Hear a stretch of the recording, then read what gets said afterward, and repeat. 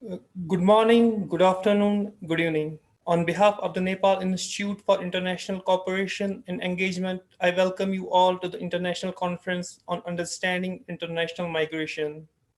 I extend a very warm welcome to our distinguished moderator for this session, Ms. Vijeta, fellow scholars, participants who have joined us through Zoom and are watching us live on Facebook. We are glad to witness your presence today.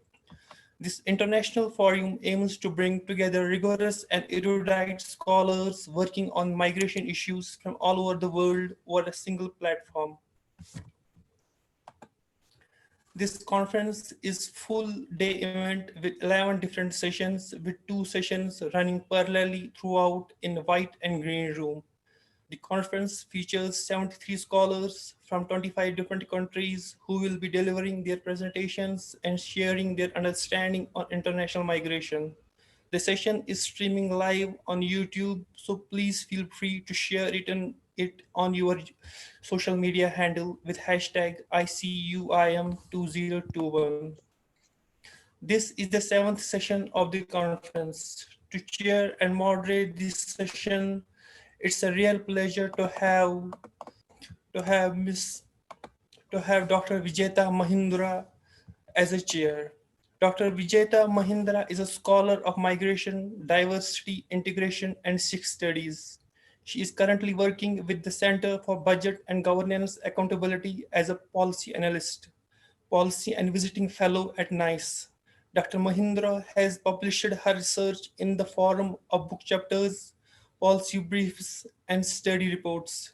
She also published a number of articles related to popular culture. As a diversity enthusiast, Dr. Mahindra enjoys traveling, experiencing different cultures, and is a multilingual singer on Instagram. So, without further ado, Madam, I request you take the session forward. Thank you. Thank you very much, Mujtaba. And just as things happen mystically, this particular session was my favorite session out of the entire 11 sessions that we have designed. And I had told Pramod initially that during this session I will not be looking at the parallel session at all because I want to hear all the papers. And turns out that Mr. Kinmang So is not available, and here I am. I'm going to listen to all of you. I'm really looking forward to each and every paper here. So, without much ado, we will begin. But before we do, I'd just like to sound out some common pointers for all the speakers. All of you have 12 minutes each. After the end of 11 minutes, I will sound out that you have 1 more minute left. And we'll be taking all questions at the end of the session. So let's begin with the first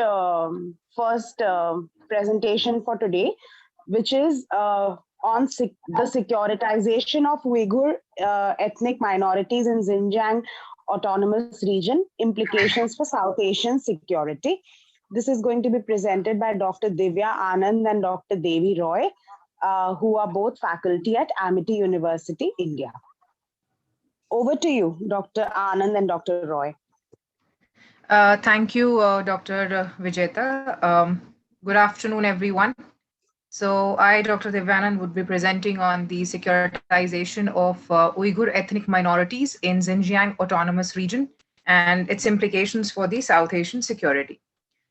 So to begin with, securitization theory provides an alternative understanding to the contested concept of security, whereby security is not something to be understood as naturally given, but cautiously designed by statist elites. So broadly, I'll be talking about the Copenhagen School, the constructivist method of security, which is also known as securitization, which was first presented in 1989 working paper, Security, the Speech Act, Analyzing the Politics of a Word by Ole Weaver. So securitization theorists, they basically determined 5 sectors: the economic, the societal, the military, the political, and the environmental sector. And in each sector, a specific threat is articulated as threatening, which is also known as a referent object. So for example, in societal sector, the referent object is identity, while the referent objects in the environmental sector are the ecosystem and the endangered species. So it is only in the military sector that the referent object remains the state. So by talking about referent objects, just a second, am I audible? Yes, and Yes, you don't have a PPT, right? No PPT. Okay, yeah, you're very well audible. Okay, Please carry on. thank you, ma'am. So by talking about referent objects, we can ask questions like security for whom, security for what, and security by whom. So sectorizing security, we understand that existential threats are not objective, but instead they relate to the different characteristics of each referent object. So this technique somewhere highlights the contextual and nature of the security and the threats and the subjective nature overall. So in simpler terms, if we see, the political issues are projected as the extreme security issues by a securitizing actor, by turning it into an existential threat, which requires immediate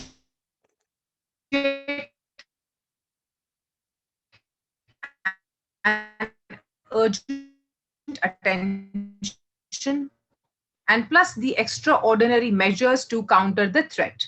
So the securitizing actor has the social power facilitated by linguistic factor along with the external or contextual factors in raising the issue above politics, which actually makes the issue a security one, even if they are, and plus the extraordinary measures not.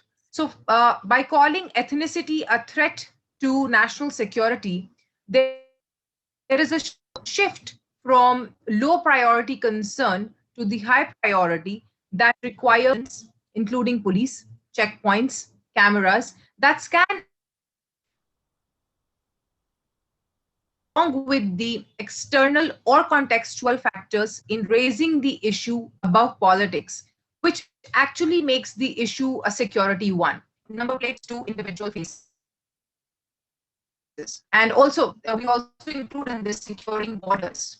So the policy and decision makers, they audience by a speech act in order to constitute a legitimate demands, which are unity and stability of the state. The issue becomes securitized when an audience collectively agrees on the nature of threat and it supports taking extraordinary measures. But collective agreement on securitizing move to securitizing ethnic issue. The Chinese state only further Excuse me, Dr. Anand. Excuse Excuse me, Dr. Anand. Democratic and authoritarian actions and security measures such as having detention camps, the use of torture, the increased surveillance of citizens, extraordinary detentions, which are branded as the new political normal. So now I would like Dr. Devi Roy to talk specifically about Uyghur ethnicity in China within the broader framework of the already discussed securitization. Yes. Okay, thank you so much, Dr. Divya. Yes, ma'am. A very good afternoon to everyone. Am I audible? Shall I start? Yes, please. Yeah. Okay. So as already Dr. Yeah, as I already an Dr. audience by a speech act in order to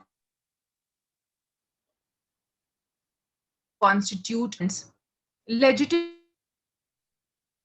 demands which are made by an ethnic group. They are Excuse me, constructed as illegitimate. Yes, Dr. ma'am. Divya Anand. I think there's a lot of disturbance from your Am I end. Can you please let Dr. Roy carry on from this moment on, because there's really a lot of disturbance from your side. Yes, like If you this. can, yeah, if you can please mute yourself and let Dr. Roy continue, because there's a lot of disturbance.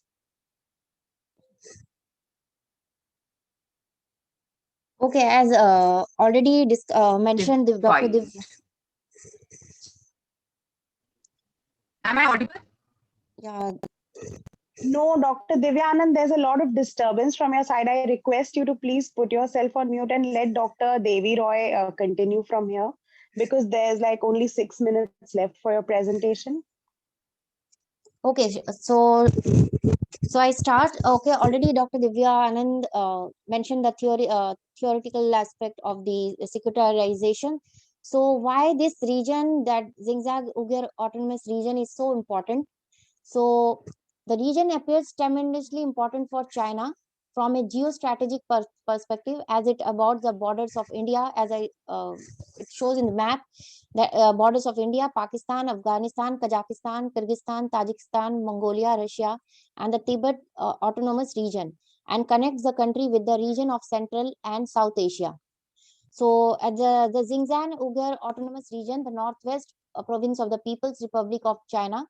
And why it is so geostrategic perspective, it's so important, because the abundance of gas, oil reserve, and mineral resource in this region, it's of vital significance for China for the elevation of its energy security issues, alongside with the exploitation of the territory for nuclear testing. The main reason for this predominant Uyghur population, which is a Muslim community from Turkic origin and which inherently is religiously, culturally, ideologically, and politically different from the officially atheist, hence Chinese dominant population. So who are they? Like, so Uyghur identity. So they are the Turkic ethnic group which reside in East and Central Asia, primarily in the Xinjiang Uyghur Autonomous Region of the People's Republic of China. They speak a Turkic language written in an Arabic script and are predominantly Muslim. The community embraced Islam in AD 1934 during the Karahan Kingdom, and Kashgar, the capital of the kingdom, prominently became one of the epicenters of Islamic teachings. Similar to Tibetans, for Uyghurs, their religion identity is one of the major facets which differentiate them entirely from Chinese culture.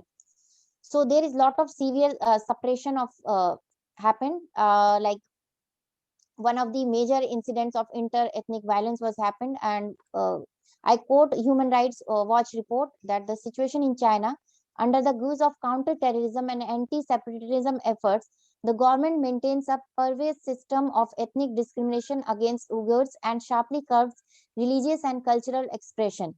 So there is a lot of incidents happened, inter-ethnic violence. So the most important I mentioned one, the that was the Olympic Games, which was happened in Beijing in August, on August 4th, 2008. There is numerous attacks across the city took place, resulting in the death of 16 police officers.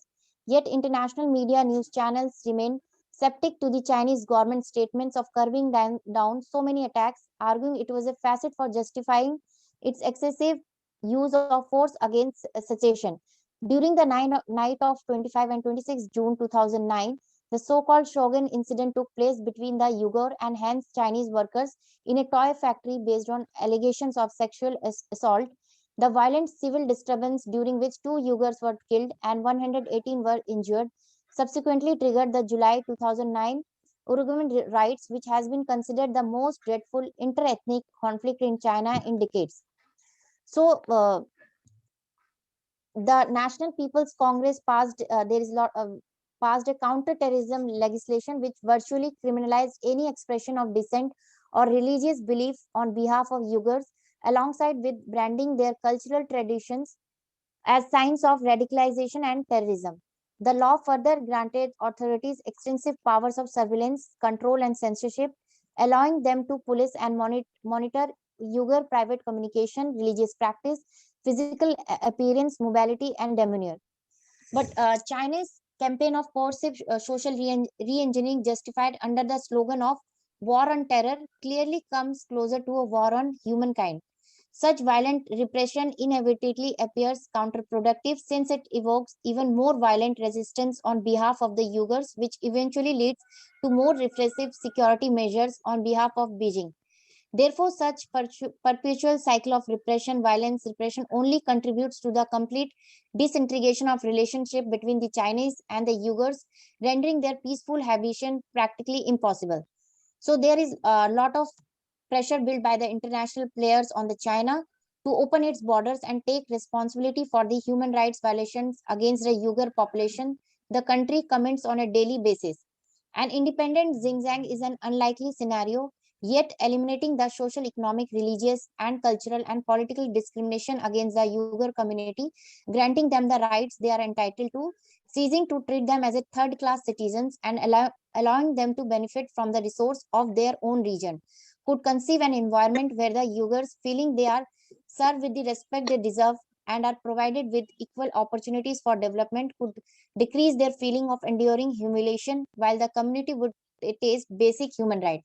So I conclude, if the Uyghur ethnic minorities are not considered as the part of the mainstream society, where their ethnic rights and privileges are not respected, it would create an opportunity for the non-state actors from countries like Pakistan and Afghanistan to exploit the existing ethnic distendment, which would open a new avenue of insecurity in the South Asian region.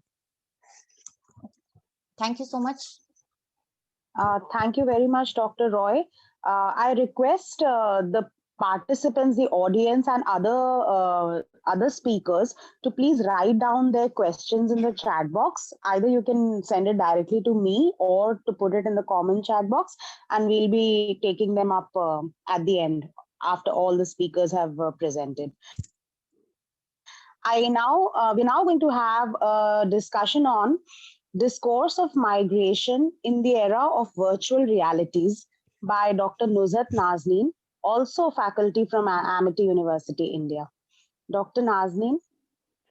Good afternoon, everyone.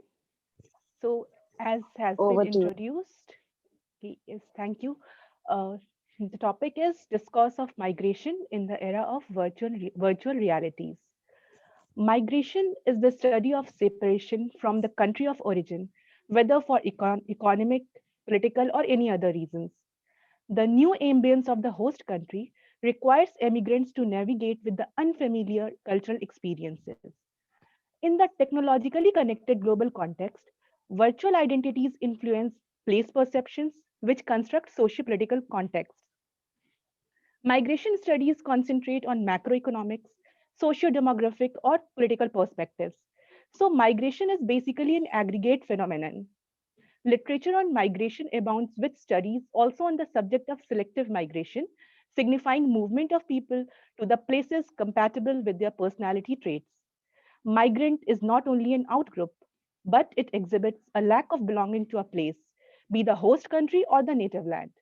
Now, this lack of belonging is a product of either a conscious choice or for a forced upon reason. There are diverse contemporary studies relating psychological constructs to migration. The evolving approaches concentrate on the psychological analysis of migration hinged at its impact on individuals. However, this piece is to explore the role of virtual realities in shifting narratives and public perception of migration. Migration, transcending its significance in the world of virtual connectivity, provides an innovative perspective to explore its evolving meaning. The paper proposes to investigate the future the discourse of migration is expected to take. The consequential quest is to inquire the impact of this development across the globe, whether it grows into the means to further the psychological subjugation of the already alienated groups, or it provides an opportunity of emancipation to the dominated world, is an interesting angle to engage with. Theoretically, migration explains the physical movement of people from one place to another. However, The undertaken attempt is to expand the horizon of migration to initiate a discussion on the changing nature of the world and its impact in relation to migration. A virtual world which is shaping migration. With the commercialization of internet facilities and changing patterns of interaction, online social networking, and other forms of virtual presence, these have emerged as in unignorable realities influencing every realm of life. Even politico socio aspects are constantly evolving, catering to the mentioned changes. Migration debates have primarily revolved around displacement of people, voluntarily or involuntarily. But the perspective to explore is migration without tangible dislocation. Political debates address the identity crisis and its psychological impact on the migrants. However, the aspect where selective migration is the product of exposure to the virtual world, its political social effects remain unexplored, be it the culture of business process outsourcing, inducing misalignment of identities between the customers and the staffs, or the impact of virtual exposure to a variety of alien cultures, human beings are subject of experimentation. Politically, the analysis becomes significant to reconnoiter the relationship this development bears to the notion of political soft power through cultural exchanges. However, it becomes a matter of research to decode the growth of that soft power in relation to specific countries, because in this globalized context, national boundaries are, on one hand, they are getting blurred in favor of a global culture, and on the other hand, it is getting manifested in other forms like economy and trade. The dazzling commercialized world of the developed countries attract many of the inhabitants of the semi-developed world, resulting in their desire to migrate to the former, particularly in the form of economic migration as the workforce and their subsequent settlement. If the actual movement cannot be executed, then this group of rootless population staying within their native land boundaries emerge as a significant subject of study. In corollary, this provision of virtual interaction has an equal potential to influence the population on the other side of the class boundary, basically the ones of the developed worlds as well. Therefore, the burning question perplexing social scientists remain exploring the inclination and connection one feels with the alien land and the alien population, which is made possible because of the virtual exposure one witnesses every day. This exposure ingrains gradual changes, and people run the risk of becoming brand ambassadors of foreign cultures without their actual migration to those lands. Now, the question worth exploring is that, is it actually a risk in the changed matrices of connections and communications, or is it an inevitable consequence of the technologically defined world of virtual realities? Additionally, the discourse demands impersonal analysis in exploring this changing nature of migration within the relative realm of the demonstrative notion of nationalism. In this scheme, the interesting angle, on one hand, is to decode the possibilities of psychological subjugation of the ones who belong to the transitory world of tradition and modernity, made possible by their ruling over the culture they have witnessed because of the virtual possibilities. On the other hand, it is equally possible for the post colonial societies to grab the opportunity provided by the technologies to showcase their rich, different, and unique culture to others, helping them overcome their psychological conquests at the hands of the colonizers. So therefore, the migration without dislocation manifests the perspective of soft power. Nonetheless, it depends on the involved political entities either to tap that power as a resource in international politics or keep continuing with the modified nature of economic exploitation of the unmigrated population experiencing similar problems of the migrated lots in the economic sphere. I conclude with the quest on the prospects of migration discourse evolving its scope to encompass the contemporary reality of migration without actual movement. The above discussed psychologically displaced groups carry in themselves the possibilities of becoming a diaspora despite staying within the indigenous boundaries. This population is born with a state, but continues to live in the shadows of identity crisis and lack of confidence. There is a misalignment between their physical existence and psychological connection. In times when refugees struggle for their rights, The age of virtual exchanges has created within the legal political communities a group of unattached citizens. The global village is an encompassing reality with the growing discussion on global citizenship. Under such circumstances, it is interesting to understand the changing dynamics and its impact on people who have actually migrated and the ones who have been desirous of that migration but could not migrate. Migration is another name for a range of possibilities for fulfillment and satisfaction, and it is an injustice to associate the concept only with the torture and oppression, when for many it is actually a voluntary action and indeed a desired one. However, the worthwhile exploration is the economic inequality, psychological dislocation, cultural alienation, and identity crisis the unmigrated forces experience as a consequence of their virtual migration via virtual realities. Thank you. Thank you very much, Dr. Nazneen, and thank you also for keeping in time. The next presentation that we have is again related to the digital aspect of migration. So digital diaspora beyond borders, long distance nationalism and paradoxes of identity. This will be presented by Nejmi Karakush from Manisa Celal Bayar University, Turkey. Nejmi, Yes, hello. over to you. Over to Okay, you. thank you so much. I share my screen with you. So I hope you see my presentation. Yes, yes, we do. You can Okay. make it into that slideshow mode. Yeah. Thank you. Okay, thank you. Today I'm going to present my work briefly, which is Digital Diaspora Beyond Borders, Long Distance Nationalism and Paradoxes of Identity. I basically will talk about the concept of digital diaspora and long distance nationalism and identity of these virtual diaspora communities. So term digital diaspora. With rise and use of internet and technology, diasporas created virtual networks and many virtual activities occurred in the diasporic communities. Although many scholars contribute to the study of digital diaspora, there is no general accepted definition of it. Since the scope of digital diaspora is all about virtual activities of diasporas, the term is hard to be limited because of its boundary. However, we can define digital diaspora as a virtual community that emerge within the networks of diasporic societies.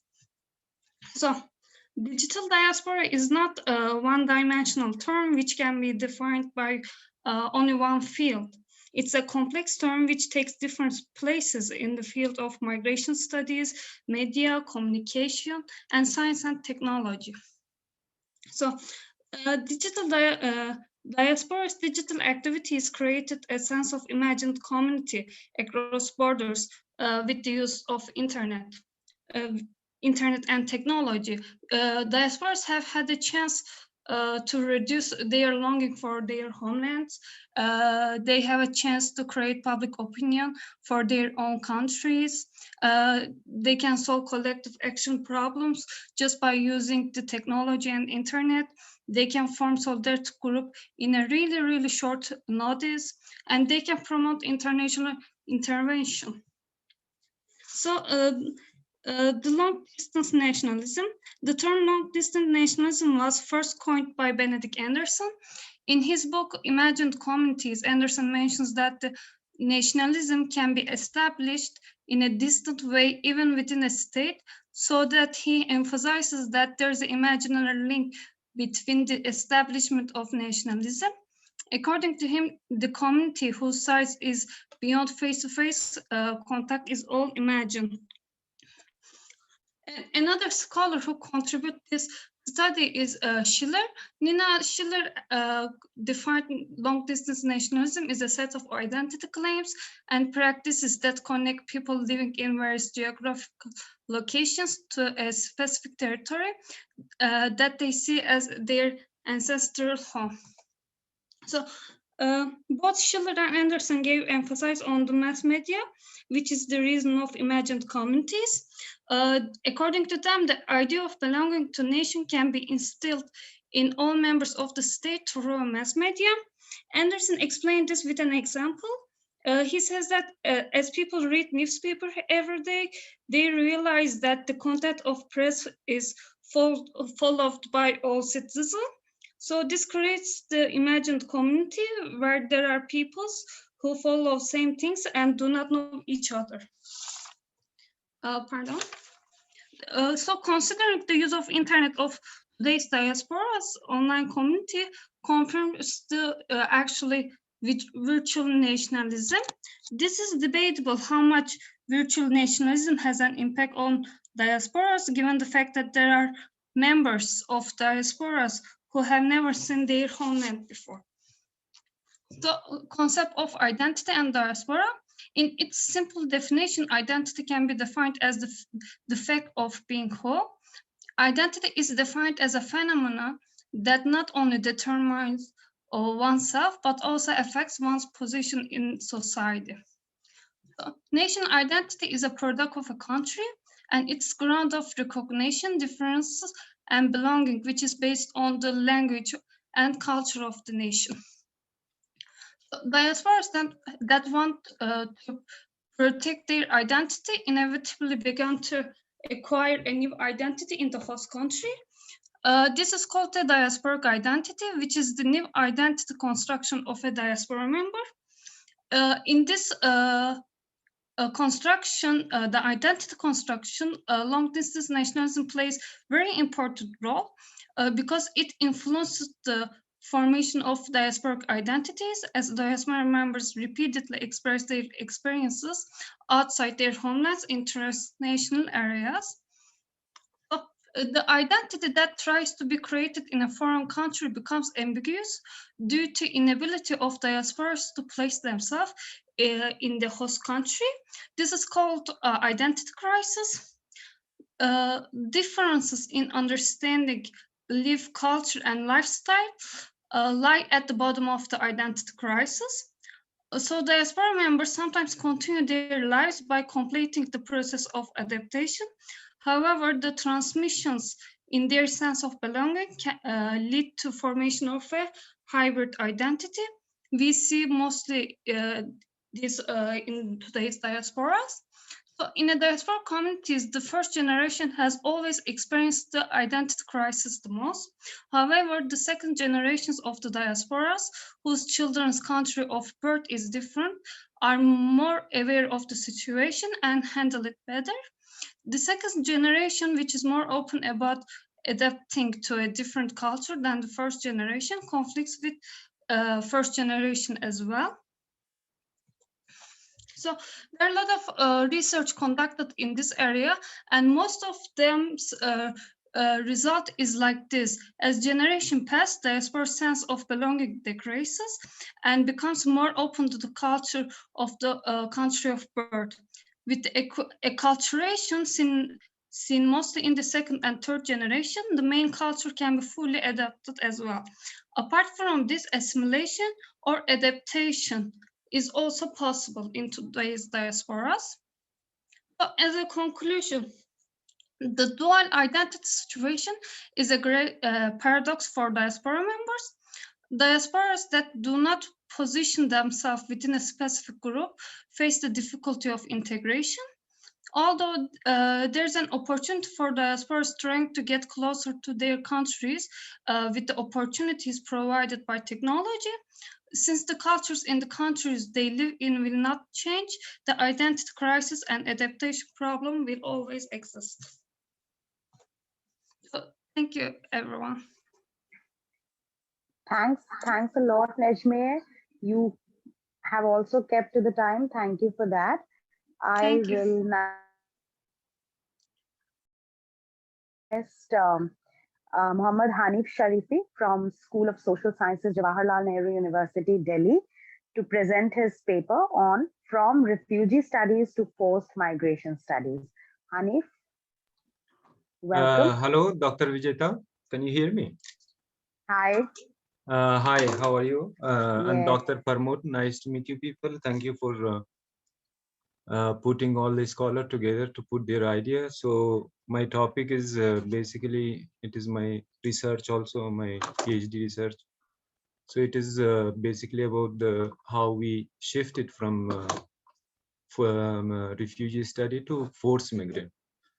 So I will go with the basic that I have whatever data I collected in here, and I will look at that how the refugee studies like change to kind of forced migrant, and there is many reason behind that it happened during 1980 and 1990 and up to 2001.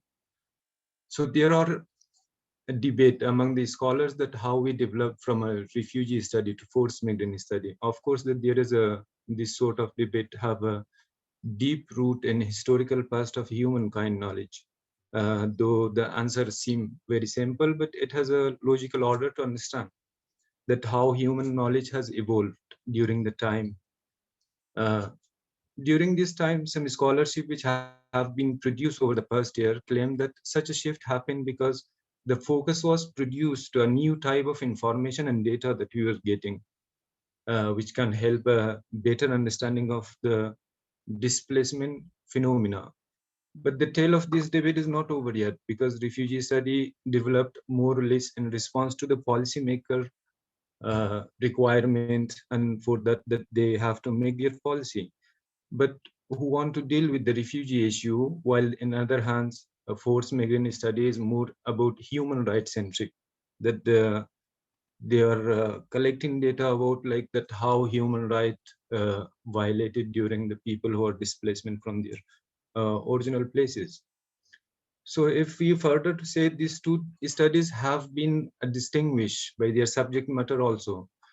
Refugee studies, more or less, it is about the voluntary and non-voluntary migration, while the forced migration study is more focused on the non-voluntary migration study. So basically, if we go to theory also, we cannot recognize like that how we can this shift happen. But in the subject matter, it is a little bit different that we can recognize.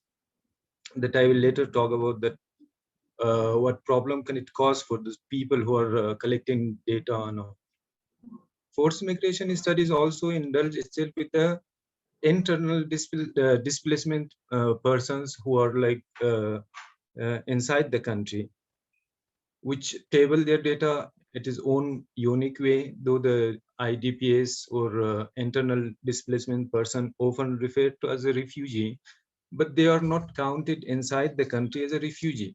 So they don't have any legal status as a refugee, but in actual, if we go, they are refugee, which emigrate because of war, because of famine, because of the disease or discrimination or whatever it is.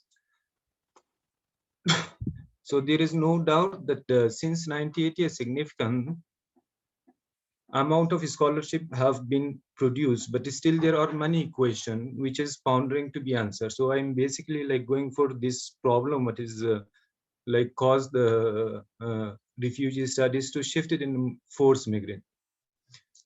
If we look back at 1945, 1948, and before that, between First World War and Second World War, this is mostly refugee studies what happened like around the world, because people was during this Cold War trying to see those people who are taking refuge from third world country, or those people who are like under the Eastern Bloc and was going to like immigrate, mostly about this, and all of those people who was taking like leaving their home country for professional job and all. So this was the basically the time that refugee studies developed in this time. But later on, whatever we see after 1960, 1970 and 1980, which is a glorious moment for the refugee studies, which happened 1980. But later on, this has happened when it is like the war started in Middle East, the war started in Africa and other places, which is people are forced to migrate and leave their country.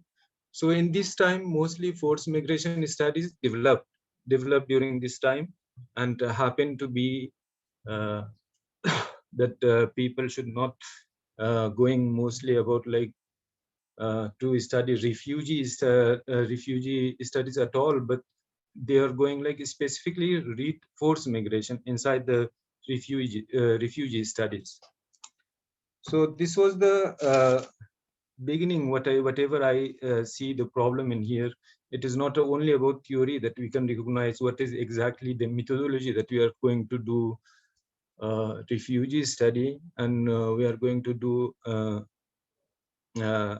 forced migrant study. So this is the problem I found in theory also. We don't have exact theory. That is what is exactly we should approach the methodological in the field, that we are connecting like the data with the theory. And also in the field also, we don't have any kind of recognition methodology that we should apply in the field, that we should get a data for refugee study. But if we see like refugee studies, mostly it is about policy maker who want to make it the policy for those government who have the crisis of refugees and migration. So these policies basically also if we talk in that side, in that kind of that how refugee studies developed a kind of policy for those countries, it is also difficult to understand because this policy is also not used just only for the benefit of refugees, but also against them.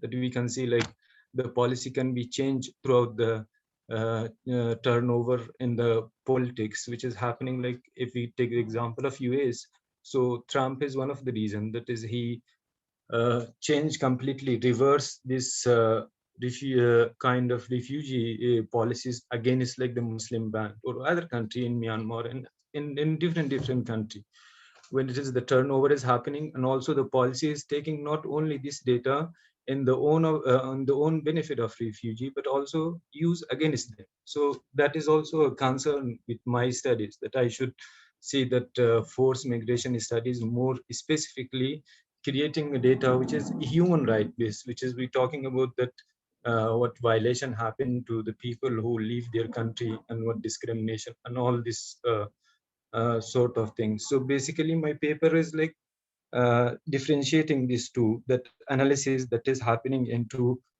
different side. One is like that refugee studies more involved about like voluntary and voluntary people, but the forced migrant is about all non-voluntary, and non-voluntary is also a kind of migration that people don't have choice and they have to leave their country and immigrate. And also the other point that I is like concerned about the forced migrant studies is internal displacement person. That is, it is also in a big issue, which is forced migrant is like working on that and getting data from the field. So basically my topic is all about this, and I hope I didn't turn over my topic, and it is a kind of, for me, it is also a kind of changing that how we should differentiate these two. For example, I'm doing studies in forced migration studies that I should consider my people who are studying like from Afghanistan, who they immigrate in India. So I cannot categorize them that exactly what kind of refugees. Some of them is non-voluntary, some of them is voluntary, but they also in the area, we don't have exactly like the same methodology that we should apply in a kind of subject of studies. So these are the issue that I am trying to put in this paper, and thank you everyone. Dr. Vijeta.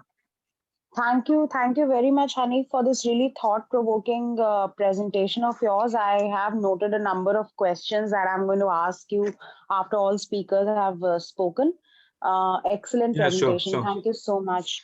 Thank you. Thank you. I will now request Emmanuel Ogu, who's joining us from South Africa, University of the Witwatersrand, Johannesburg.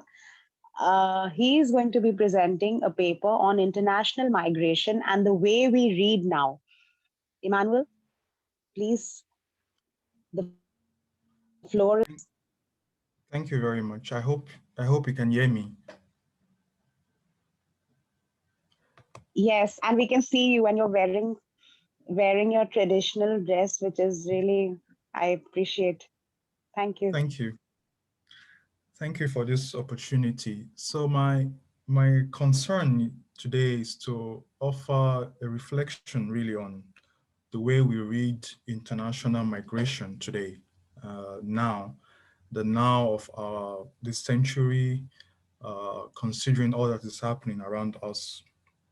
Uh, and my use of we from my title, the we, the way, and now, it's a deliberate choice of conjugation. And it is this idea of conjugation that I would like to begin this presentation with. As we know from a basic study of linguistics, to conjugate is to create derived forms of a verb from the verb's principal parts. So you do this by inflection. And this inflection is based on or depends on grammatical categories such as person, number, gender, tense, aspects, and so on. So from the way international migration is written about and talked about, I noticed two strands or two ways in which it's being read today. The first way is that the earth, as we know it and live in it today, is one that is conjugated in the plural. Is conjugated in the plural. Vast chunks of the earth have become multicolored, multi-ethnic, multi-religious, and we can add to that list.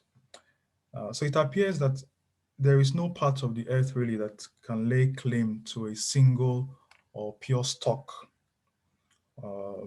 And those of us who work from the global south also use this as a way of saying that Europe or America is no longer the center of the earth.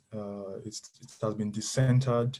It's not a place where everyone goes to get answers. So in that sense, we talk about global citizenship, belonging to this global community. So that's one way of reading that the earth has become conjugated in the plural, and we must talk about it. We must form policies based on this idea. Now, while this is going on the other hand, there's another trend, and this is that our contemporary epoch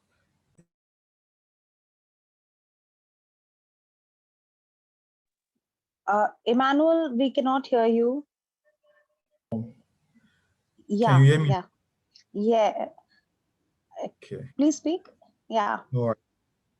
So there's that on the one hand about the earth being conjugated in the plural, but on the other hand, there is the idea that our current epoch is one that is characterized by separation, by hate movements, by hostility, struggle against an enemy.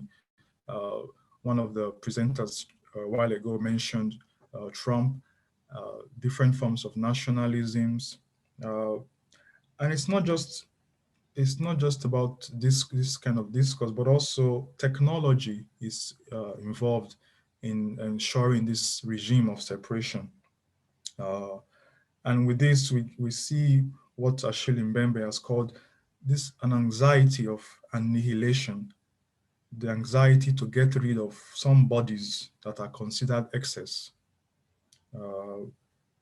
And if the effect of this is that we are witnessing a rise of various mythologies, mass moralities, weaponization of identities, a kind of planetarization of apartheid. We see this in the form of camps for illegal migrants, detention centers, centers for asylum seekers, refugee towns. So the list goes on. So for me, it appears that we are faced with these two ways of reading international migration. On the one hand, that the earth is plural. On the other hand, a rejuvenation, if you like, of this regime of separation and hostility. And this regime of separation really goes against, repudiates the very idea of humanity. I mean, from the classical tradition of the human being superior to animals and other objects, and as such should be treated with dignity and all of that. But what we are witnessing is a repudiation of that very idea. And that's why I think the question becomes, how do we move forward? How do we read international migration in this current epoch of ours? And I think one way to do that is to revive that idea of humanity, but not humanity in the sense of the classical tradition, but to see humanity as in constant creation on the one hand, but also that if humanity is in constant creation, then the very condition of being human is vulnerability. And to live is to live exposed to other existences that can even kill, that can lead to death. And I think it's not just a way of reading it in this manner, but also one that should be given a political agency. So it's not just a reading for reading's sake, but reading that can engender some form or another of political agency. And so becoming human in the world of today, as we know it, will not be a matter of race or birth or ethnicity, but will be a matter of journeying, of movements, of transfigurations, of moving from place to place, constantly being on the move. And when we think about the migrants, that is what comes to mind, of journeying, of movements, of transfiguration, trying to fit in. One of the scholars earlier mentioned about being uprooted, not belonging. And so I think that in the migrants, we see today the very condition of humanity. And as such, we should be reading international migration from this very point of humanity and seeing the migrant as, if you like, the example par excellence of the condition really of humanity today. And so while we are working in migration studies, literary studies, area studies, history, whatever field one works in, we can read migration, international migration today in a way that will bring about, my last point, will bring about a different kind of ethics that will inform the policies that we can propose. And it is the ethics of the passerby, quoting again Achille Mbembe, the ethics of the passerby, and it's an ethics that oscillates between solidarity and also detachment in some parts, but also an ethics that does not allow for indifference. So I think that this is the future, or this is one way to read international migration today. Thank you. Thank you so much, Emmanuel. This was like listening to music. It was so good. I'm really, really overwhelmed by your presentation. And in this entire panel, I'm looking forward to reading all the chapters when we bring about the book, but we'll speak about that later. But we have one more, our last presenter for this panel, who is Dr. Devika Sharma, Assistant Professor, University of Delhi, India, and she's going to be speaking on national identity and international migration. Is a happy marriage possible? So Dr. Sharma, please, the stage is all. Greetings to everyone. I hope I'm audible. Yes. Do you have a presentation? Yes, ma'am, I do have a presentation. I would be grateful if you could run the slides on my behalf. I had sent it in advance. Okay. Just a second. Pramod, I request you to please. You're done. Yeah. Sorry. Maybe you can start. Yes, yes, I'm starting. So today I'm going to talk about national identity and international migration, whether a happy marriage is possible between these two conflicting ideas or ideas which have a troubled relationship.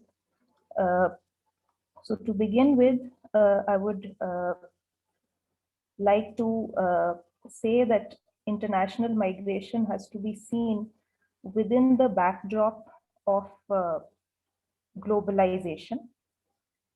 Now, globalization has been, a universal phenomenon which has affected countries all over the world. And globalization has resulted in a series of transformations which are not just restricted to the economic sphere, but have also led to increased levels of cross-border human mobility. Now, if we look at the causes of international migration, the causes are wide-ranging. International migration may be triggered by factors, which range from economic to political and social, and also to climate change. People wishing to migrate to another country may do so because they, in search of better economic opportunities, better job avenues abroad.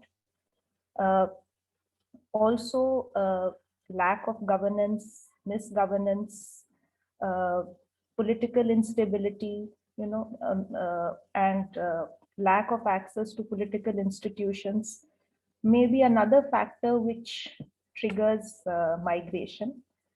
And at the same time, on the socio-cultural front,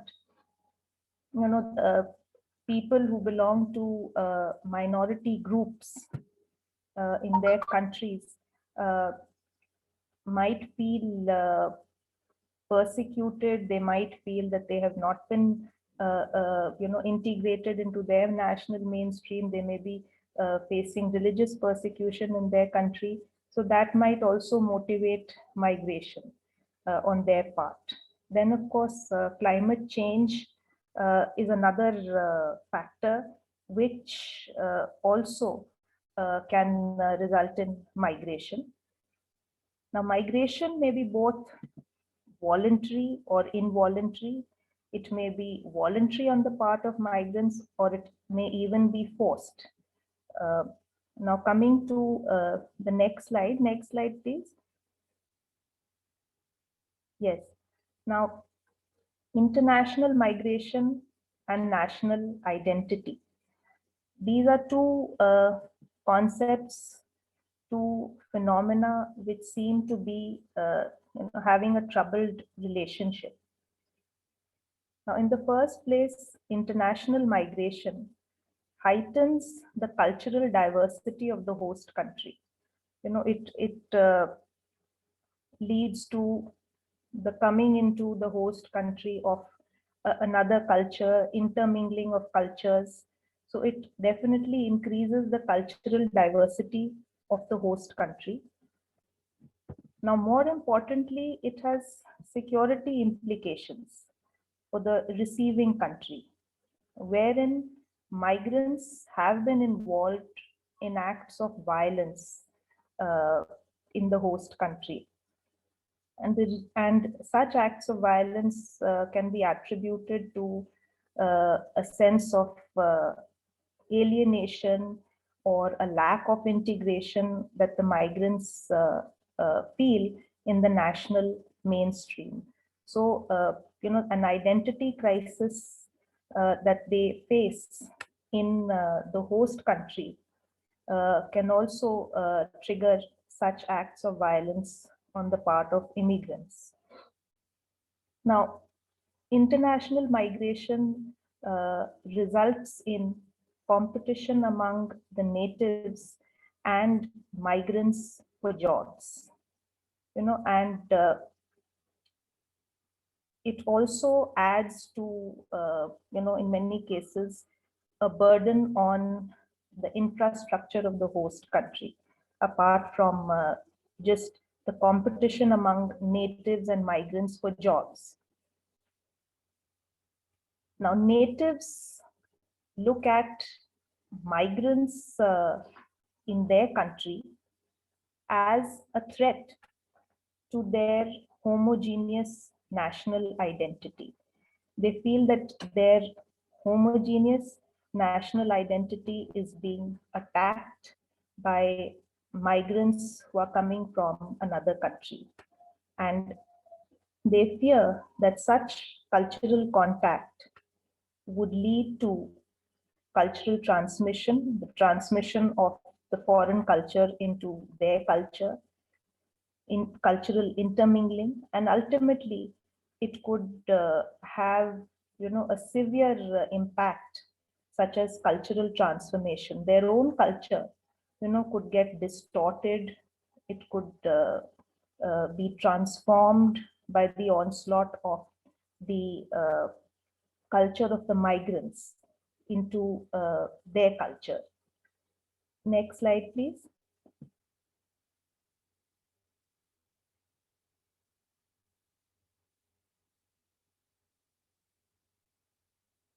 Next slide, please.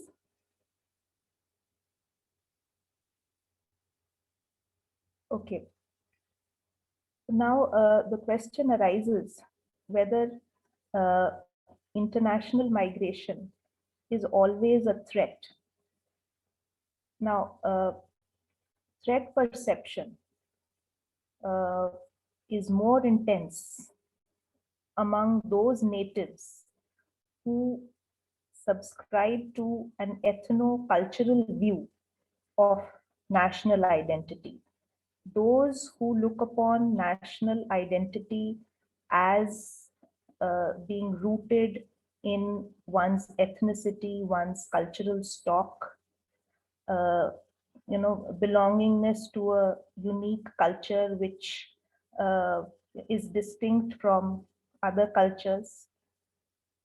And threat perception is likely to be less among those natives who espouse a view of national identity as a commitment to shared liberal constitutional values.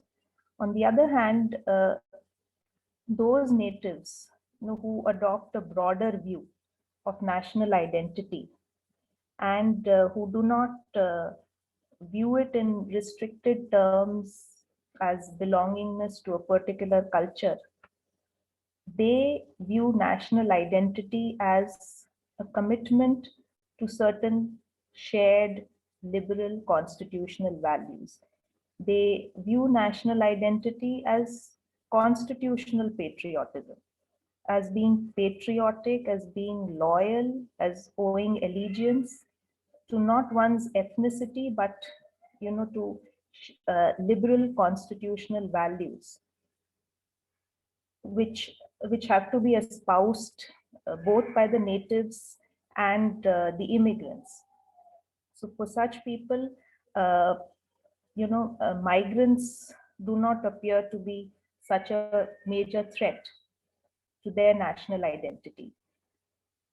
Coming now to the question whether national identity and international migration, these two opposing themes, can be reconciled, or whether a happy marriage is possible between these two contradictory themes or ideas. It is possible to reconstruct this troubled relationship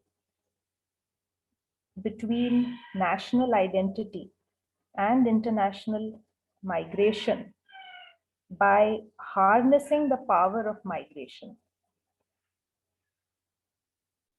In several cases, migration results in the availability of skilled manpower to the host or to the receiving country.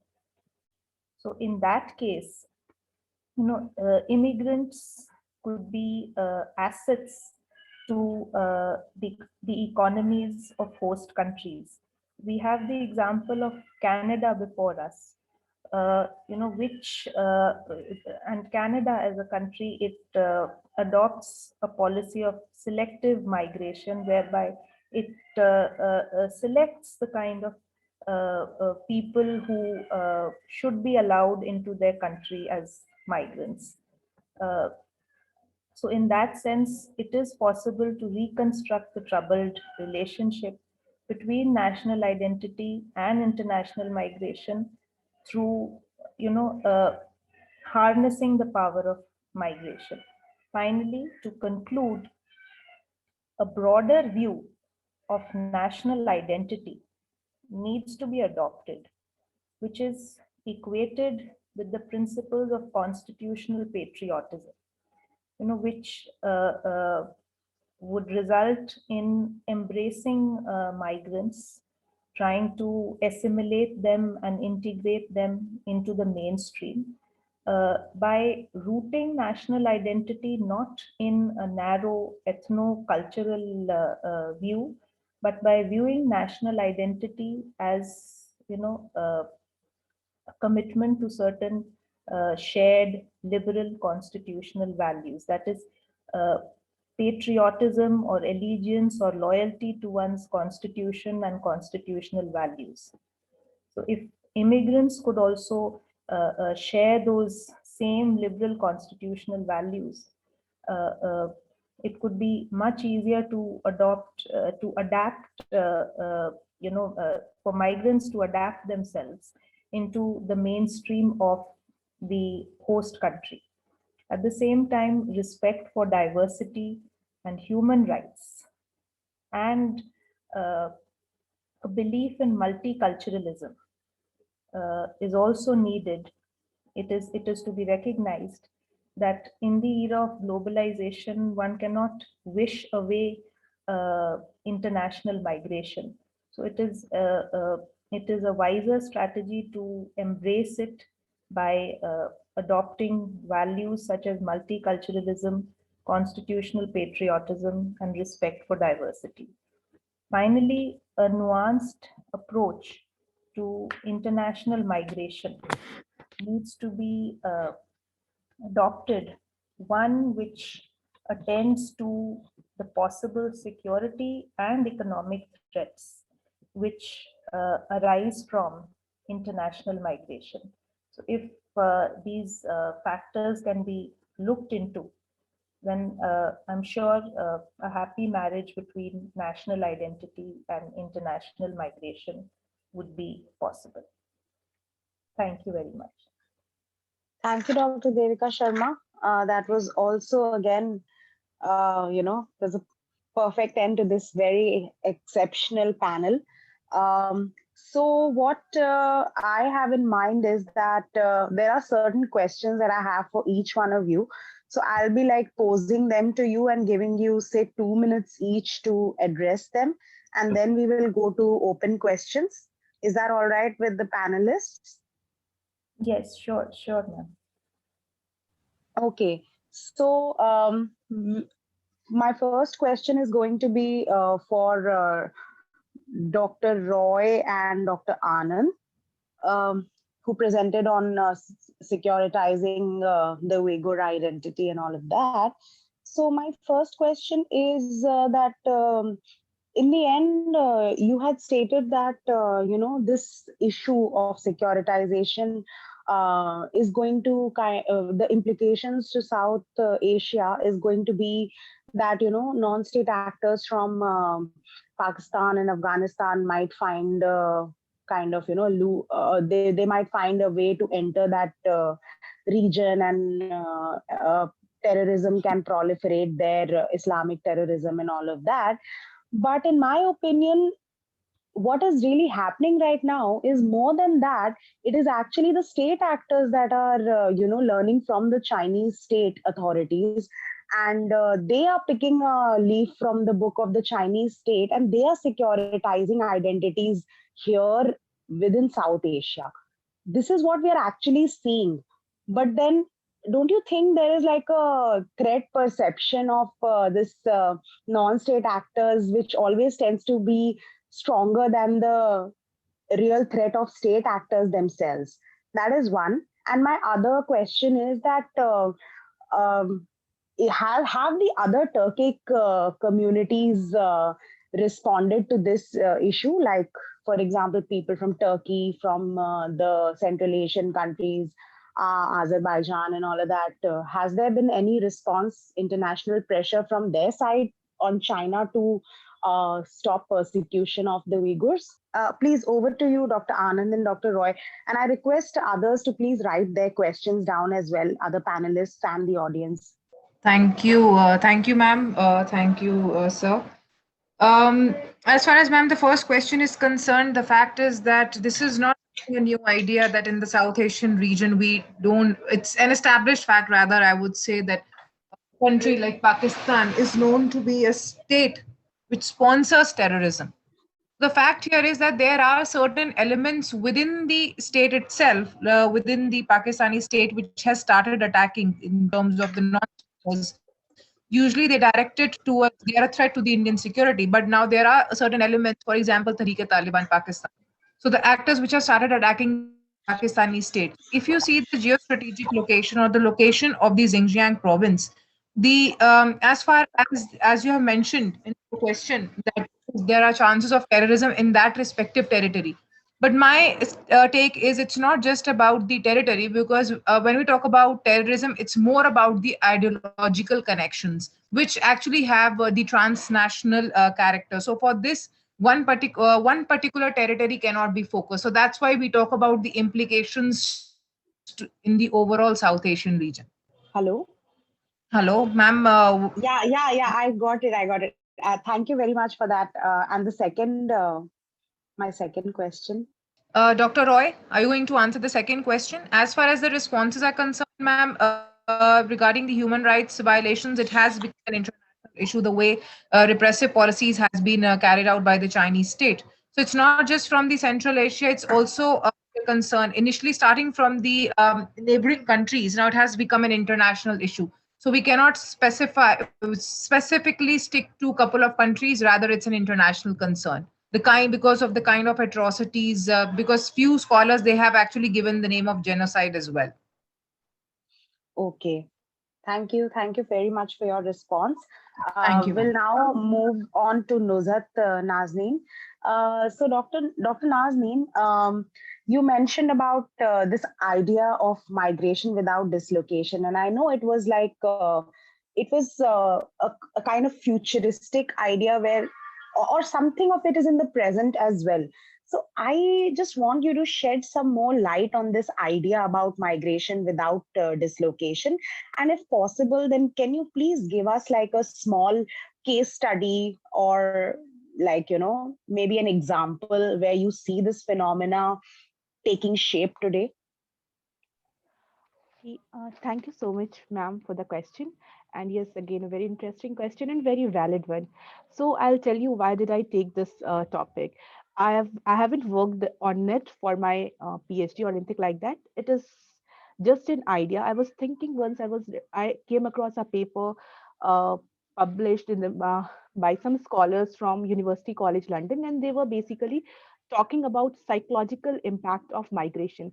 And while reading that paper, I was very much influenced by this idea, and I definitely related it to the ongoing realities in terms of virtual existence that we experience every day.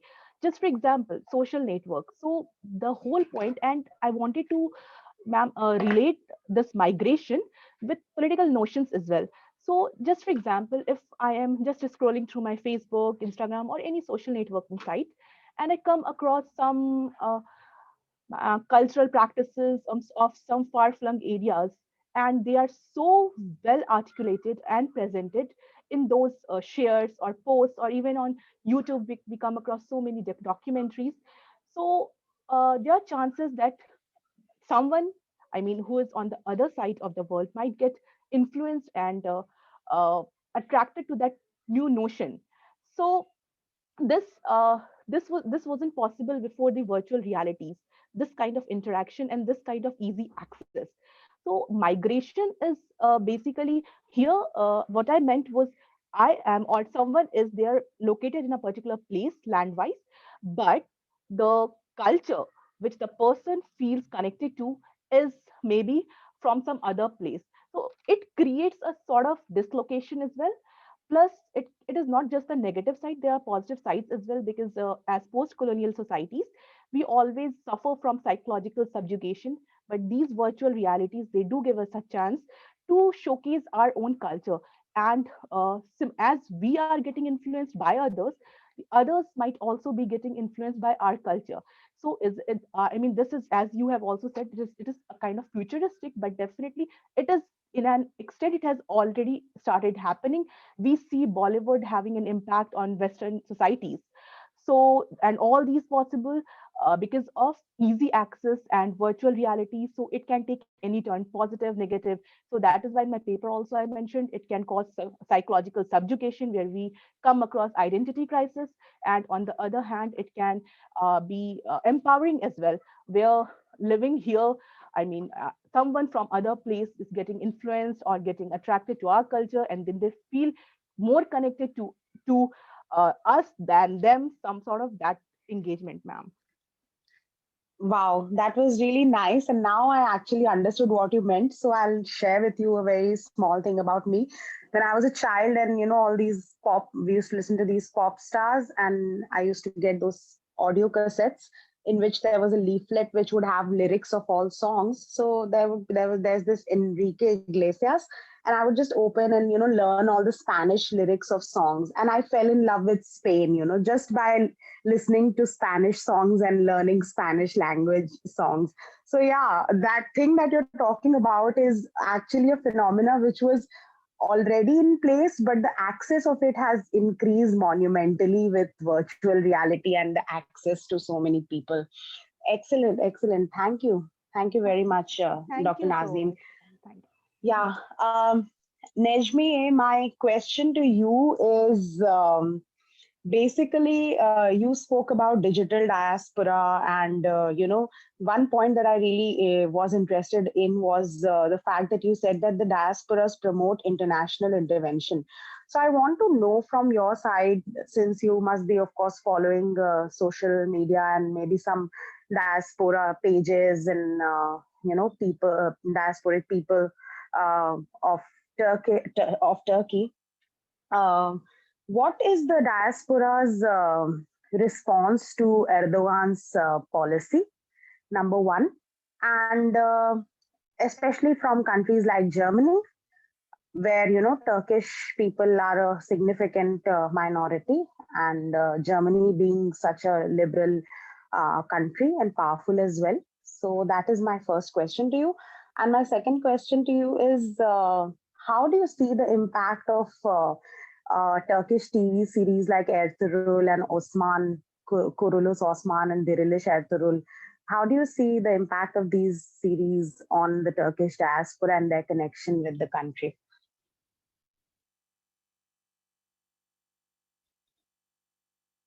Hello, Nejmi, are you there? Hello.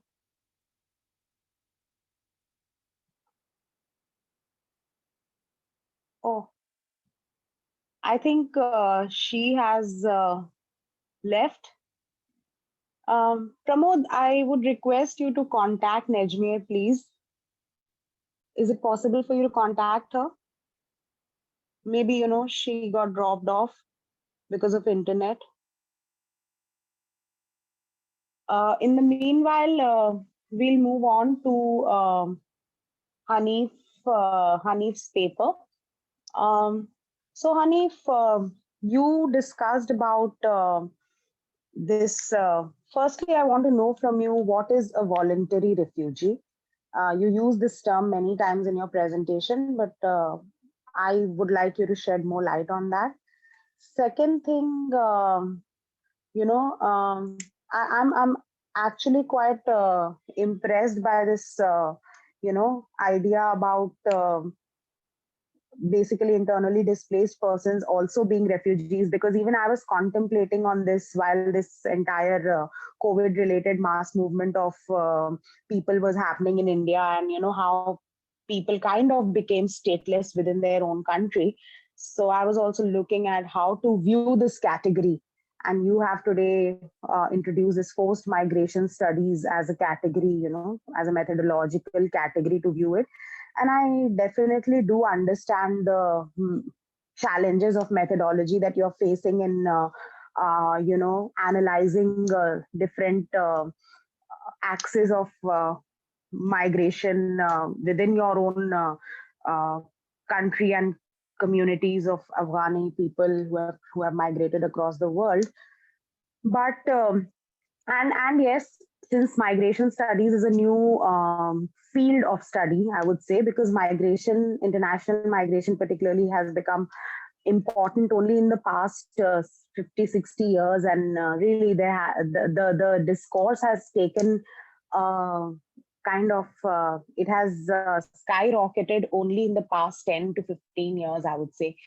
So we are actually, in a way, in the future, we who are studying immigration, international immigration, now will be considered the pioneers in the field.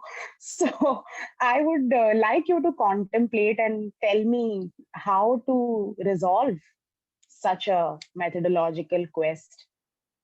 If you can maybe think about something and shed some light on how to create methodologies to, analyze. Yeah. Actually, Dr. Vijeta, there is many question which is rising about that I will talk. But first, I want to go with how the voluntary and non-voluntary movement is happening. Voluntary movement is mostly the people who are not happy with the social situation from Afghanistan. They're moving to US and having a different lifestyle. That is, it is like voluntary, but they are not count as a forced migrant because they have the situation like there is some state which is there is no war. So but they because of their lifestyle, because of their profession, because of their better life, they will move. So that is a kind of that they can stay and they can go. But non-voluntary is that they can stay, they have to leave anyhow. So that is the differentiation. And also about internal displacement person, IDPs, which is one of the core subject of forced migrant studies. That is a people like as you give the example of the worker who was in Delhi and they was still as a refugee, but they were not considered as a refugee, so they were stateless a kind of, and they are without any legal kind of status inside their own country, and that is making worse for them because they can subject to discrimination, to violence, and many kind of like human right violation happening, which is forced migrant is also trying to study this. And if we move in the third question, that is like the methodological problem that is now I'm facing. So this is the data, that how we categorize our data, like for refugee studies, migration studies, a bigger term, but refugee studies and forced migrant. This is also a problem which is I'm still reading, and I'm wondering that how it can be solved in the field when you're going and doing research and getting data. So basically you don't know your subject is like coming under those definition which is refugee study gave, or it is coming fall down in the category of forced migration. So this is happened 1980s, like mostly it is started, but in after 2001 it is like the world is changed a little bit, and many war happened and many people, and the crisis which happened in Europe also. A lot of migrant is travel to Turkey and try to cross the Europe and all. So this is also the crisis which make the people and make also the government to fund to study like forced migrant specifically, to find a kind of type of data that how this people can we find solution. That is also a methodological problem for most of the people who are working in this area. So I'm trying also to a kind of overcome and use both like theories and see how it is like the perspective will come together that we can work in future, but it have a lot of need a lot of work to be done. Yes, and you have to take reflexivity also into account, your own Yeah, yeah, yeah. agency in analyzing these issues. Um, Thank you very much, Hanif, and very Thank you. interesting. Thank you so much. Thank you. To Emmanuel, I have not a question, but actually a clarification. But before that, again, compliments from my side for your presentation. It was really, I enjoyed listening to you a lot. In the end, towards the end of your presentation, you mentioned you said this, and I wrote it down very fast. I'm not sure if it's right or not, but ethics that we as international migration, the way we read international migration, we should follow the ethics of the passerby who has solidarity as well as detachment, but that does not allow for indifference. So, can you please shed some light on this thought? Explain this thought a little bit, please. Okay. By that, what I have in mind is it's really to be realistic in the world that we live in, so such that it's not feasible to say every migrant that knocks on the doors of any country should be allowed to enter. I mean, obviously, there will be serious economic challenges that different countries consider. The example of Canada was mentioned about selective migration. That's the reality. But my point is, for those who come, uh, there is need for solidarity with them in terms of respecting their dignity, their rights. Uh, but also the part of detachment really goes to the idea of being skeptical, of being thorough in investigating who it is where you're letting into the shores of the country in a way that also protects the security and integrity of the host country. So that oscillation between welcoming but also vigilance is what I mean by solidarity, but also a kind of detachment in a way that it's vigilant. But in both, the point is there shouldn't be a relation of indifference in the sense that we shouldn't have policies that actually violates the dignities of people who come or subject them to different forms of torture or abuse simply because they are vulnerable in seeking a place to stay. Um, so that's the sense in which I use those terms. Thank you very much, Emmanuel. One more thing, you quoted a particular scholar, I think one or two times in your presentation. Can I please get the name again? Okay, it's Achille Mbembe. Achille Can you is can you it, write it in the chat box, please? Can you please write it in the chat box? sure I will. I'll take it from there. Thank you very much. Thank you. And lastly, we thank you very much, Emmanuel. We come to Dr. Devika Sharma. Are you there? Yeah. Yes, ma'am, I'm there. I don't want to repeat a full question and realize that the speaker has dropped off. So, No, ma'am, I'm okay. here. So, thank you.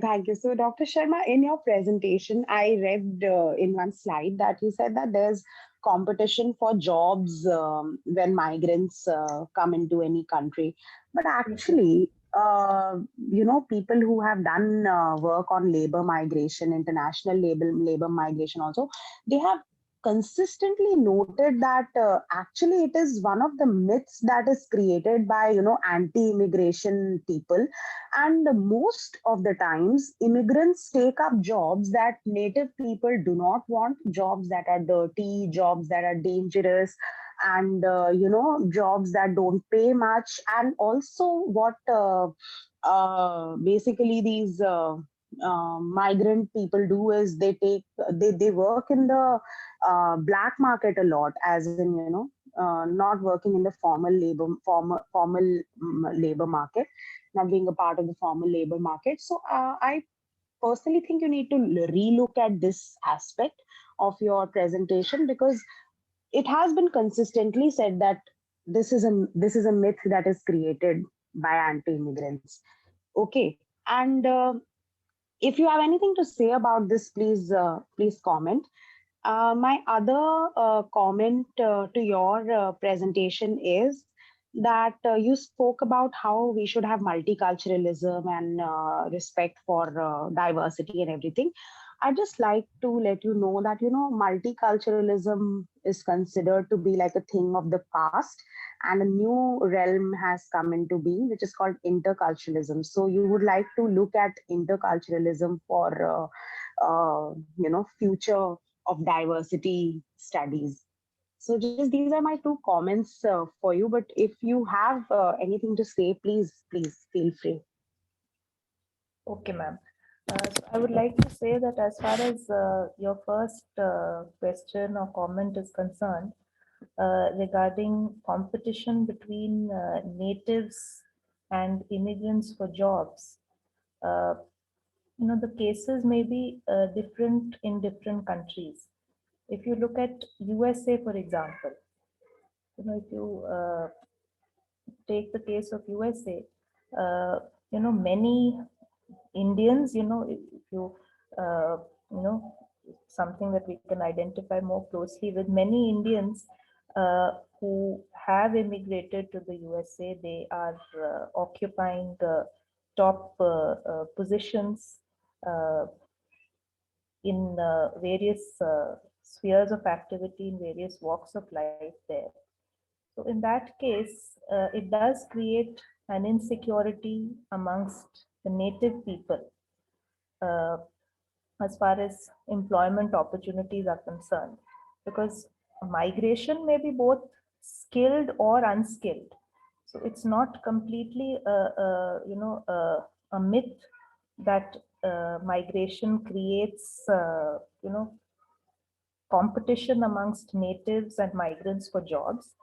In cases where migration is skilled, that of skilled workforce migrating from one country to another, in that case, it does create a sense of insecurity, and it does, engender competition amongst the natives and the migrants for jobs, whereby the natives feel that skilled migrants who are coming into their country, they are,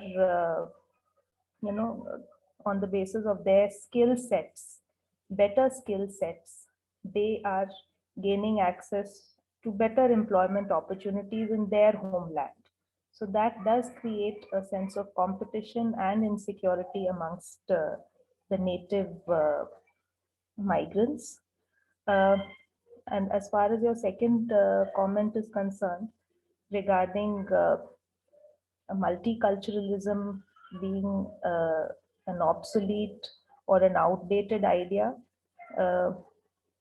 I think it's, to my mind, its relevance still exists. It may be a little idealistic, but in the age of globalization and cosmopolitan citizenship, moving towards a new world order in the era of globalization, where the sanctity of national boundaries has reduced,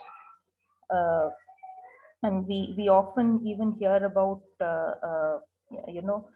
ideas such as global governance coming to the center stage, and sovereignty of decision making of domestic governments reducing. In such cases, I think Will Kimlicka's idea of multiculturalism still holds relevance, and we need to probably try to bring it to life a little more. And I would definitely also incorporate interculturalism, which you were talking about, into my studies further. Thank you for your insights. Thanks a lot. Thank you. Thank you very much, Dr. Sharma. Now we have one question in the chat box from Nandita Khadgi. It has not been addressed to any particular speaker, so I'd request anyone who is willing to take the question, or even multiple people can take the question. So the question is, it has been a heated topic of discussion about refugees and forced migration, along with human security and their national identity. My question is about those groups who migrate as urban refugees and are well settled in host country, where we discuss about the security needs by refugees recognized by UNHCR. Don't urban refugees have to be widely considered regarding these aspects?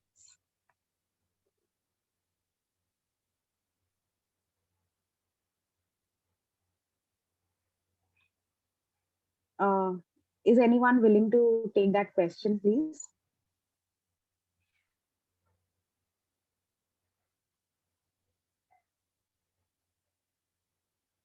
I request one of the speakers to please take it up.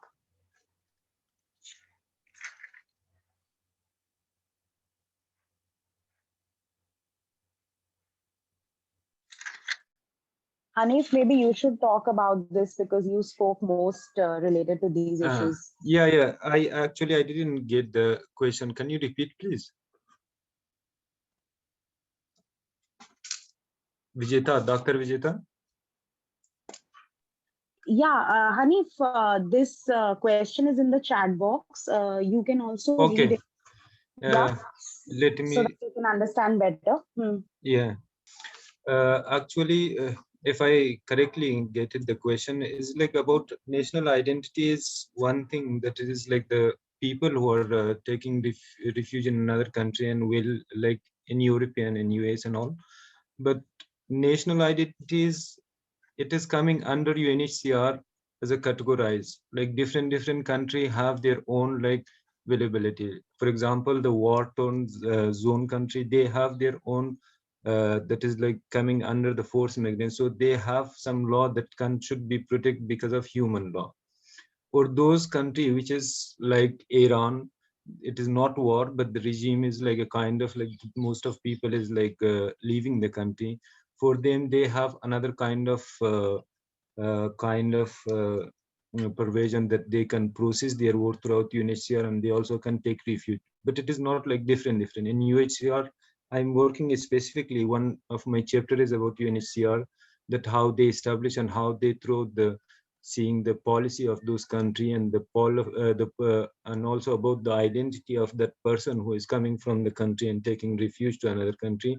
It is they differentiate between those people who are coming from south, north. So this is a kind of establishment that UNHCR is also trying to get in there and make it more viable for those countries and put pressure to take more refugee from those countries. Of course, the national identity is like a kind of thing that is like affect their refugee cases. Thank you very much, Hanif, and thanks to all the speakers. If there are any last comments that anyone would like to make, we can give 2-3 minutes more, and then we'll close this session. If there's any speaker who would want to say something. Okay, so looks like we'll close the session now. Pramod, over to you, please. Let me give vote of thanks on the behalf of NICE. Distinguished speakers, chairs, ladies and gentlemen, we have come to the end of the session. It's my honor to propose a vote of thanks on behalf of NICE to all who have graced us with their presence and contributed their parts to make this event a resounding success. First of all, we would like to express our profuse gratitude and sincere thanks to Chair Dr. Vijeta for agreeing to the session today. Our sincere thanks also goes to all our speakers for being a part of the event and delivering such a comprehensive and convincing presentation. We are really honored to have all the speakers with us here today. We would like to acknowledge our gratitude to our friends from the diplomatic community, experts, academia, media, and different organizations Finally, I must mention our deep sense of appreciation for our audience who participated in the webinar and those who are watching us live on our YouTube channel. Thank you for your valuable time and attention and for making the session productive with your questions. We are truly honored to have you all with us this evening and hope to stay connected with you in future as well. It has really been a pleasure. Also, do join us at our next session. Thank you so much.